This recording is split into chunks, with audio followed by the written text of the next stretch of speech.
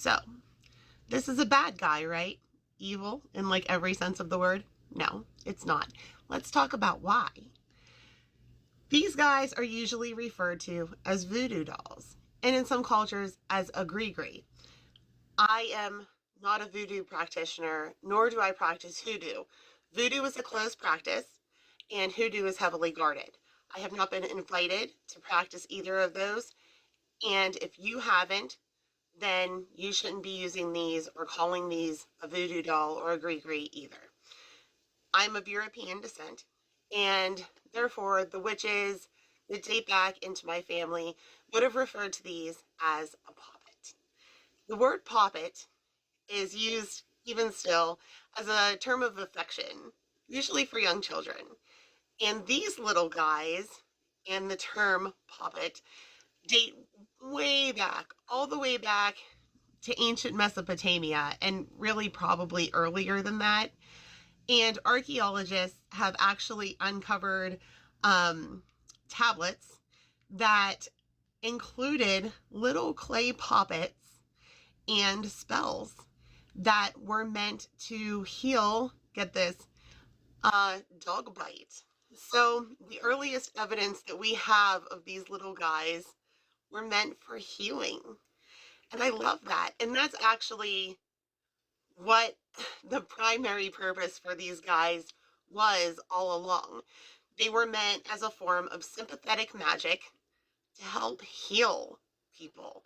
Now, of course, being what they are and as a form of sympathetic magic, you can use them for whatever you want, but the primary purpose was to heal. So if you've got a loved one and they're ill, or they've maybe broken a leg or something like that, the idea is to put your energy and your intentions into the doll and let that help heal your injured loved one. A good, for instance, would be if I have a family member thousands of miles away, and I, as a healer, can't put my hands directly on them. I can use this doll as a conduit to put my energy into it, and then as a piece of sympathetic magic, my energy can then transition into that person. Of course, it helps if you have something that's personal, that belongs to the person you're trying to transfer the energy to, like a lock of hair or a piece of clothing, just something that's personal. But the point is, this doesn't have to be like a bad news bears situation, right?